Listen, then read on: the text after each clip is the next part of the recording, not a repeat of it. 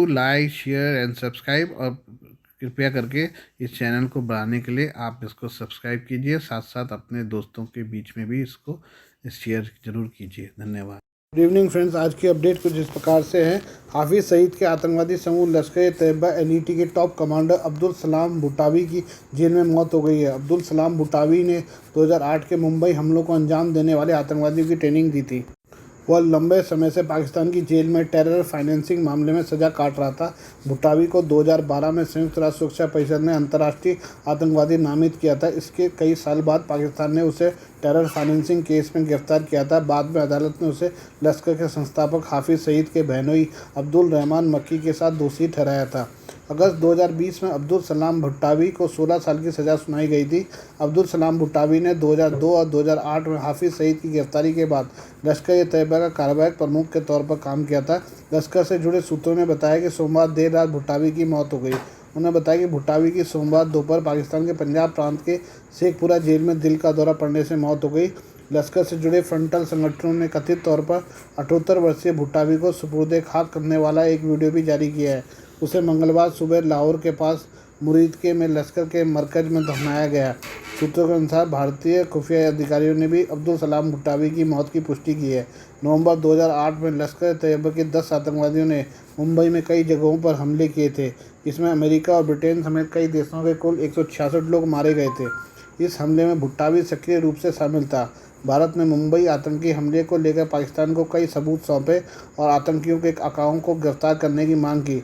पाकिस्तान ने शुरू में तो आनाकानी की, लेकिन अंतर्राष्ट्रीय दबाव में उसने लश्कर तैयबा के 7 सदस्यों को गिरफ्तार किया। इनमें लश्कर का ऑपरेशन कमांडर जकीर उर रहमान लखवी भी शामिल था। हालांकि इस केस में कोई प्रगति नहीं हुई। भुट्टावी ने ही 2008 में मुंबई हमलों के लिए लश्कर के आतंकवादियों का ब्रेन वॉश किया था। वह लश्कर और जमात उल दावा के आतंकी अभियानों के लिए फतवा भी जारी करता था। संयुक्त राष्ट्र सुरक्षा परिषद ने 2012 में अलकायदा से जुड़े होने के लिए भुट्टावी को आतंकवादी के रूप में नामित किया था। यूएन ने कहा था कि भुट्टावी टेरर फाइनेंसिंग, आतंकी हमले की प्लानिंग, ट्रेनिंग, रहने के ठिकानों की तलाश जैसे काम को अंजाम देता था। इसके अलावा भुट्टावी लश्कर के संस्थापक हाफिज सईद का डिप्टी भी था। आइए पाकिस्तान की और खबर भी जान लें। डिफ़ॉल्ट होने की कगार पर पहुंचे पाकिस्तान को उसके इस्लामिक दोस्त मलेशिया से बहुत बड़ा झटका लगा है।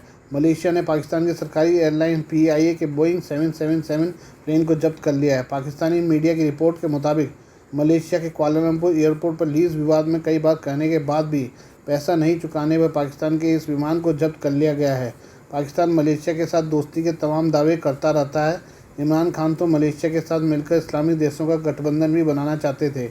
ARY की रिपोर्ट के मुताबिक पाकिस्तानी एयरलाइन ने इस बोइंग 777 विमान को मलेशिया से लीज पर लिया था। इस विमान को दूसरी बार कुआलालंपुर एयरपोर्ट पर जब्त किया गया है। बताया जा रहा है कि कई बार करने के बाद भी कंगाल पाकिस्तान ने लीज का पैसा मलेशिया को नहीं दिया था। इसके बाद पाकिस्तानी एयरलाइन के विमान को मलेशिया ने जब्त कर लिया है। पाकिस्तान का बोइंग विमान का करीब $40 लाख लीज का पैसा देना है। मलेशिया की कंपनी ने पाकिस्तान के पैसे नहीं देने पर स्थानीय कोर्ट से आदेश लिया और एयरपोर्ट पर PIA के विमान को जब्त कर लिया। ऐसा पहली बार नहीं हुआ जब पाकिस्तान की मलेशिया में बेइज्जती हुई है। इससे पहले भी साल 2021 में पाकिस्तानी विमान को मलेशिया की राजधानी कुआलालंपुर में जब्त कर लिया गया था। उस समय भी पाकिस्तान ने पैसा नहीं चुकाया था। हालांकि पाकिस्तान के पैसा चुकाने के कूटनीतिक आश्वासन देने के बाद इस प्लेन को बाद में मलेशिया ने जाने दिया था। इस सीज किए गए विमान को किसी तरह से वापस लाया जा सका था। विमान पर 173 यात्री और चालक दल के सदस्य सवार थे। पाकिस्तान इस समय गंभीर रूप से विदेशी मुद्रा भंडार की कमी से जूझ रहा है। पाकिस्तान के पास विदेशी मुद्रा भंडार $4 अरब के आसपास ही बचा हुआ है। पाकिस्तान इस समय IMF से कर्ज मांग रहा है, लेकिन उससे अभी तक इसकी कोई संभावना नहीं दिख रही है। पाकिस्तान के प्रधानमंत्री शहबाज शरीफ ने अब IMF की MD से गुहार लगाई है। चीन में दिनों दिन लोग बीमार पड़ते जा रहे हैं क्योंकि कोविड अपने सबसे मजबूत रूप में वापस आया है। अनुमान है कि जून तक चीन में हर हफ्ते 6.5 करोड़ से अधिक कोरोना मामले सामने आ सकते हैं। लेकिन इतने गंभीर हालात के बावजूद चीन की सरकार लॉकडाउन लगाने के मूड में नहीं है। दिसंबर में चीन ने अपनी जीरो कोविड पॉलिसी को ख़त्म कर दिया था, लेकिन अचानक लिए गए इस फैसले ने चीनी राष्ट्रपति शी जिनपिंग को उल्टा असर डाला। चीन जो अपनी अर्थव्यवस्था में सुधार की उम्मीद कर रहा था, अब कुछ ही महीनों के भीतर संक्रमण की नई लहर का सामना कर रहा है। न्यूयॉर्क टाइम्स की एक रिपोर्ट के अनुसार ऐसा प्रतीत हो रहा है कि इस बार चीन सामान्य जीवन के साथ आगे बढ़ने का दृढ़ संकल्प कर चुका है, क्योंकि सरकार का फोकस आर्थिक तरक्की पर है। चीन में स्वास्थ्य अधिकारी अप्रैल से ही XBB वेरिएंट के कारण कोविड मामलों में बढ़ोतरी की जानकारी दे रहे हैं। दिसंबर की शुरुआत से चीन वायरस के साथ जीने की नीति को प्राथमिकता दे रहा है। तभी से चीनी रोग नियंत्रण रोकथाम केंद्र साप्ताहिक मामलों को अपडेट करना बंद कर दिया है। दिसंबर की शुरुआत में चीन ने कोरोना प्रतिबंधों में अचानक ढील दे दी थी।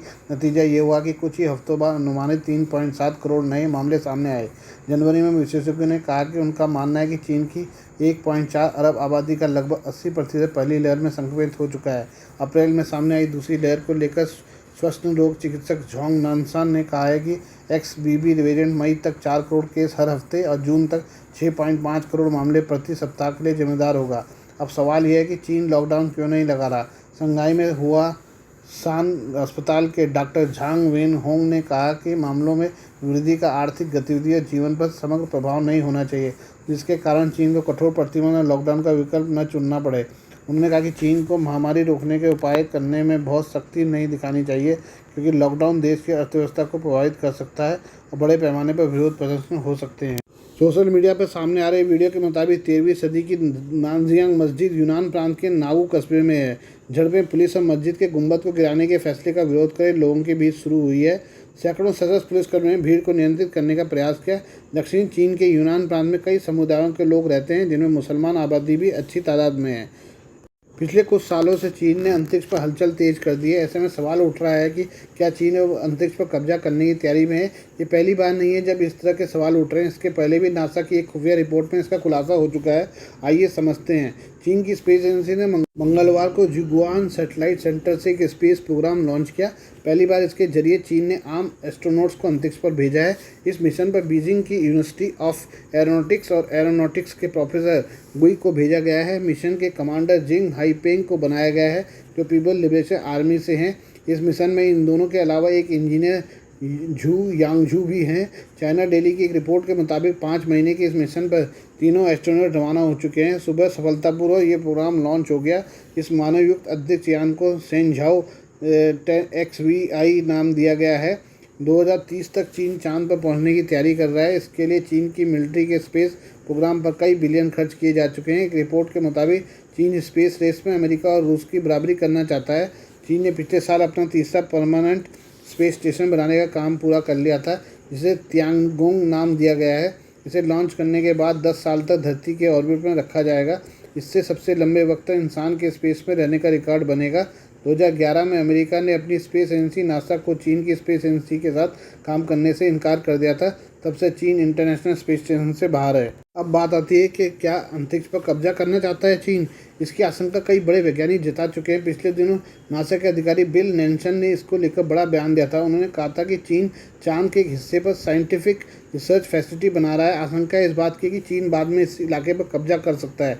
ऐसी आशंका इसलिए भी है क्योंकि अंतरिक्ष के नियम पहले आओ पहले पाओ की तरह काम करते हैं। Indo Pacific centre for strategic communication की रिपोर्ट के अनुसार चीन अपने अंतरिक्ष कार्यक्रम के जरिए खुद को सैन्य, आर्थिक और तकनीकी शक्ति में बदलने का प्रयास कर रहा है। वहीं यूएस स्पेस फोर्स की चीफ ऑफ स्टाफ नीना अर्मांगो ने 2022 के नवंबर में दावा किया था कि चीन आर्थिक फायदे और स्ट्रेटेजिक वजहों से स्पेस रेस को जीतने की कोशिश कर रहा है। अमेरिका को डर है कि अगर चीन अपने सभी मिशन में कामयाब होता है तो वो स्पेस रेस में उनको पीछे छोड़ देगा। इसके अलावा अमेरिका को ये भी डर है कि कहीं चीन अंतरिक्ष में अपने सैन्य ठिकाने बनाना शुरू न कर दे। एक रिपोर्ट के मुताबिक चंद्रमा के दक्षिणी ध्रुव के पास चीन स्वायत्त चंद्र अनुसंधान स्टेशन बनाने की भी योजना बना रहा है, जिसके 2025 में शुरू होने की उम्मीद है। चीन आर्थिक लाभ और रणनीतिक कारणों से अंतरिक्ष युद्ध जीतने की कोशिश में है। रिपोर्ट में दावा किया है कि China aerospace science and technology corporation के अध्यक्ष वू यानशेंग ने 20 दिसंबर को चीन के अंतरिक्ष विकास लक्ष्यों को रेखांकित किया था। चीन 2023 में 60 से अधिक अंतरिक्ष मिशनों के साथ 200 से अधिक अंतरिक्ष यान लॉन्च करने की योजना बना रहा है। रिपोर्ट में कहा गया कि चीन और रूस के पास पहले से ही खतरनाक उपग्रह हैं, जो अमेरिकी उपग्रहों को नष्ट कर सकते हैं और कहर बरपा सकते हैं।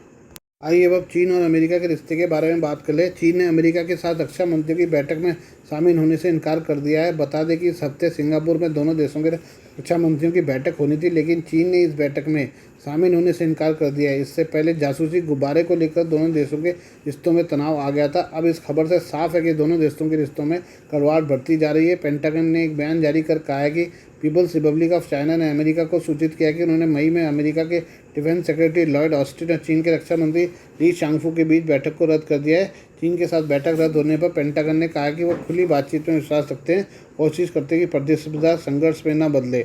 चीन और अमेरिका के बीच क्षेत्रीय सुरक्षा तनाव और व्यापार विवाद को देखते हुए दोनों देशों के रक्षा मंत्रियों के बीच होने वाली इस बैठक की काफ़ी अहमियत थी, लेकिन चीन के कदम से दोनों देशों के रिश्तों पर जमी बर्फ़ को पिघलाने की कोशिशों को झटका लगा है।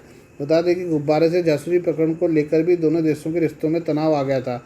हालांकि बीते हफ्ते चीन और अमेरिका के वाणिज्य मंत्रियों की वाशिंगटन में मुलाकात से रिश्ते थोड़े पटरी पर आते दिख रहे थे, लेकिन अब रक्षा मंत्रियों की बैठक रद्द होने से तनाव बढ़ने की पूरी आशंका है।